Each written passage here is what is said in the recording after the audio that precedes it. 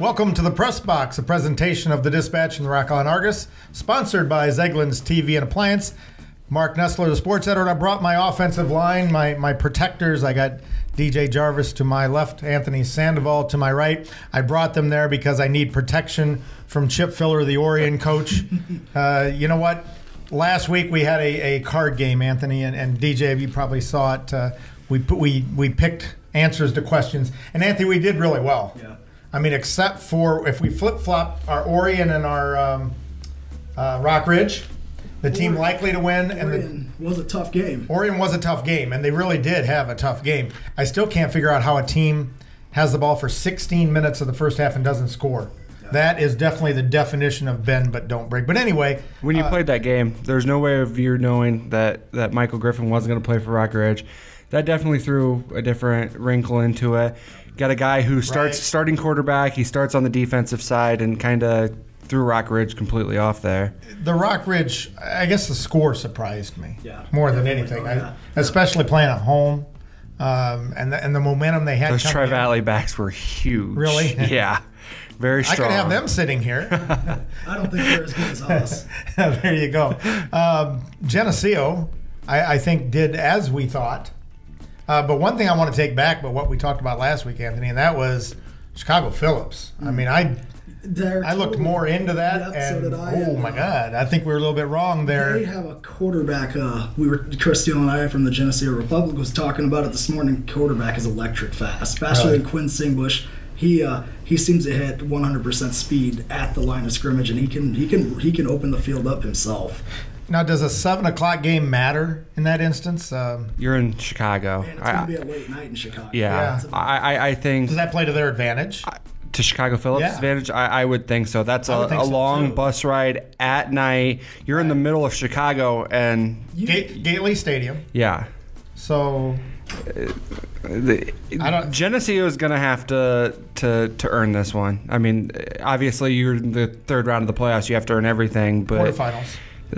Let's go back to last week. 8 turnovers, 4 on the first 4 Mantino drives. If that Geneseo defense shows up the rest of the postseason, my prophecy of them getting to the state title game very well could come true. They put it together on offense like they always do, 350 rushing yards. That defense was and I might add 2 wins away from your prediction made on October 3rd, 2015. Sheldon, by the way. We're joined by Sheldon of our bobblehead fame. I have no idea who this guy is. He looks like Spock. I think that's what he's trying. Without the ears, he's got the. I can't even do that. Well, he's even got the shirt. How do you do that? You like that right there. And he's got the. That's what I'm saying. He's got the shirt. Star Trek. I know it's November. I'm getting excited. My wife's already talking about midnight showing. But what is Big Bang's? They're like stealing ideas, right? I was going to steal an idea, so that's good. Anthony pointed out to me the other day that for Geneseo to go to state, would you say Phillips, Rockford Lutheran, Rochester like they did? Not only this, last time. Not only this, they played Phillips last in 2013, the year they went to state in the quarterfinals, beat them. True. Rockford Lutheran still alive, very good offensively. They could meet them in the semis with both of them winning this weekend. It's Lutheran or Marengo. Yeah. Rochester alive on the other side of the bracket. That was who they matched up against. This could very well be a revenge tour for Geneseo. I don't know if Sheldon likes it. I was just looking at the brackets. I was like, holy cow, this could be it. They could get revenge against Rochester this year and avenge the 2013 loss in the state title game. The team I picked to go the farthest, Annawan-Wethersfield, DJ, and I still like that. This week, I think of the 3 matchups of Geneseo, Orion, and Annawan-Wethersfield, the Hall matchup to me is most favorable to the Titans.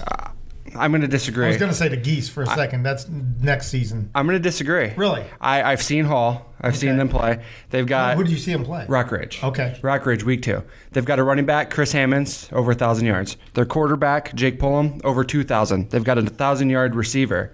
I mean, their losses, 10-0 Princeton. Yeah. 9-2 Sterling Newman, who just lost last week. Okay, so they're having trouble with the teams that have had success, is what I see. Correct. I looked at the rest of their schedule and I wasn't too impressed. I think Annawan's way more tested. We talked about that last week, how they are like 9-1 or now maybe 10-1, 9-1 maybe. Yeah. For against playoff teams, and Hall is 3-2. 3-2. Here's one thing. You count those on a hand. Here's one thing about Hall. Look at this. 3-2. I can't even do it. It's almost like. And I thank you. Here's the thing about 3-2 right here. Here's the thing about playing on Hall at Hall. It is at Hall, true. Yeah. Their stands, I couldn't fit between the stands and the sideline because there's so little room between those. I mean, just enough room. So you're saying that plays to Hall's advantage. The fans are sitting on top of you during the game. I mean, that it's going to be loud. I mean, it's an interesting place to play. Speaking of loud, I was impressed with Orion's following to wherever I went last week. Lena Winslow. Again, it was so long ago. But and I mean, if they do that again, and I'm sure they will. But here's the catch. Orion's got a volleyball game. See, they were able to go to the football game and then go to the volleyball game. Now, if Orion's in a championship game, then it's different. You know, you got to travel fast. But I'm sure there's fans. And that was Annawan-Wethersfield, too. That's the same thing. Wethersfield volleyball down at State. Isn't that weird, 2 out of the 3? You know? I don't know. But anyway, one thing. I got to say, Coach Filler, Anthony and I, we apologized last week for playing that team whose name cannot be mentioned. We can't mention. I'm going to make Chip Filler mad. I'm going to mention. Please no. I'm going to mention Morrison. No. Listen. I think every championship team has a dynamic game. Whether that's a game where they beat somebody I'm liking this. Like Alina Winslow, or a loss that kind of defines them. Yeah, definitely. Daniel McCarowitz, he always points out to me, 2011 Rocky basketball championship. Okay. He doesn't think they win that if championship. they go undefeated? Well, if they don't lose the super sectional in 2009 to Oswego. If they don't have that loss with Chase and Randall and Royce Muscovally as sophomores, kind of feeding on that loss and something that kind of eats at them, they might not win the state championship. I think that Morrison is going to present the same thing. Morrison loss is going to present the same thing for Orion because they were kind of high and mighty at that point, and now they got something to feed at. Getting back to my beat here, the Sterling loss for Geneseo. That's a defining loss. Ever since then, the defense has showed up at the beginning of the game and produced. Could be it. Last week they produced points. That was. I used this quote in my story after the first round. Chip Filler told me, "Don't count us out against Lena Winslow." Our seniors were freshmen when they went on the road and beat EPC, who was the #1 ranked team in the state. And he said, "Don't count us out." I think that could have turned out to be, and we won't know for 2 or 3 more weeks, a championship game. I mean, that was 2 caliber, championship caliber teams. And I'm thinking, Anthony, remembering, I'm sitting standing in the press box and remembering what we had played. And we played that Orion card for the team with the toughest of the 4. And I'm thinking, you know what? I'm going to have to face Coach Filler after the game. And so I get to the end of the game, and he's running down to congratulate his team afterwards, and he's got no voice because he's had such an exciting finish. And I'm thinking, yes, there's a chance. I get up to the press box, and son of a gun, the first thing he says was our press box show. Yep. So, you can say it. I'm not going to say it. I'm not going to say it. No, and I'm surprised you even mentioned Sterling, but Sterling's not we don't have to worry about that now. And plus, you've got October 3rd on the board anyway. Yeah, well, it's not there anymore, so I don't know if we still count that, but we know. I said it. Yeah, we have it right up here. Yeah. We know. I was thinking about Orion's matchup this week. 11-0, Ottawa Marquette. Ottawa's got to stop the pass.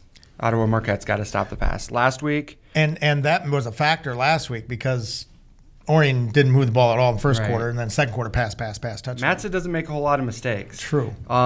They gave up 268 yards passing last week. Ottawa Marquette did. Ooh. But they had 3 interceptions.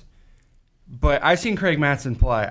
He doesn't make a lot of dumb throws. He's kind of like an Alex Smith type quarterback. I like the receiving core he has. Lawson, Ellison coming out of the backfield. When I saw them play against, I think, Bureau Valley. Lawson, tremendous catch last week. Well, against Bureau Valley, he literally the Bureau Valley defender had the ball. Next thing you know, Lawson's got the ball running downfield.